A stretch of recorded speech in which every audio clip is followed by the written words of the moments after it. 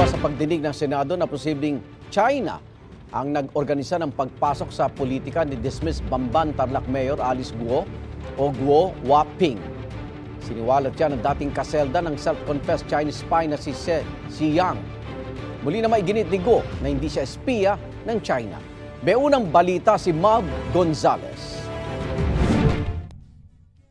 Taliwas sa naunang pahayag ng kanyang abogado na naghahanda siyang tumakbo ulit na mayor ng Bamban Tarlac, sabi ni dismissed Mayor Alice Guo sa Senate hearing, hindi siya kakandidato sa election 2025. Haharapin ko po muna yung mga accusations po sa akin. Linisin ko po muna yung sarili ko po. At para maging fair din po para sa mga constituents ko. Ang COMELEC inirekomenda na ang paghahain ng kasong paglabag sa Omnibus Election Code laban kay Guo. Dahil yan sa material misrepresentation, punsod ng pagsisinungaling umano sa kanyang Certificate of Candidacy nang tumakbo siyang Bamban Mayor noong 2022. Wala pang pahayag ang kampo ni Guo tungkol sa rekomendasyon ng COMELEC. Dadagdag yan sa iba't ibang kaso at reklamong kinakaharap ni Guo, gaya ng human trafficking, money laundering at iba pa kaugnay sa pogo sa Bamban Tarlac. Lumabas sa pagdinig ng Senado, mula Pilipinas, eroplano ang sinakyan ni Guo patungong Malaysia. Taliwas sa sinabi niya nung mga nakaraang pagdinig na bangka ang ginamit nila paalis ng bansa noong Hulyo. She entered Malaysia via air.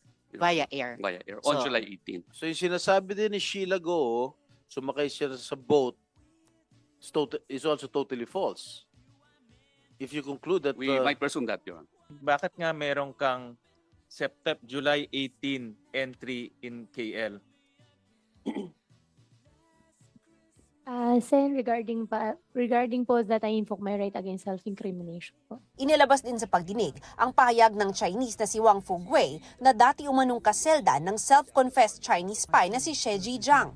Si She ang nagsiwalat sa dokumentaryo ng Al Jazeera na espiya rin umano ng China si Guo. Sabi ng Chinese ding si Wang, 1.5 taon silang magkaselda ni She at naging malapit na magkaibigan. Nagkaroon daw siya ng access sa mga dokumentong hawak nito. Sabi rin ni Wang, Chinese spy umano si Guo pero hindi raw siya espesyal. Dagdag niya, mismong gobyerno umano ng China ang nag-ayos ng pagpasok ni Guo sa politika. 郭华平的竞选本身就是中共国安安排的，佘志阳先生的经历也是有相似的。 Binanggit din ni Wang ang kontak ni She sa Communist Party ng China na isang Ma Dongli na maaaring handler din umano ni Guo. Wala po akong handler, hindi po ako spy, hindi ko po siya kilala. Kailangan po niya siguro ng media mileage po ngayon, baka meron po siya ibang motibo po. Base sa record ng Bureau of Immigration, mahigit 20 beses pumasok sa bansa sina She at Ma Dongli. Si Mr. She nakulong sa Thailand for the same crimes, no? Human trafficking, scamming. Ma Dongli is a partner of Mr. She in the Yatay Myanmar company which operates yung Pogo Hub sa Myanmar. Nagpatulong na si Ontiveros sa Department of Foreign Affairs para makausap ng komite si She. I have persuasive information that the file of at least one young brother is with She, conforming that young brother as a foreign agent. Mukhang yung buong gobyerno natin, hindi lang kami sa legislature, kayo po sa executive, may makukuhang importanteng impormasyon.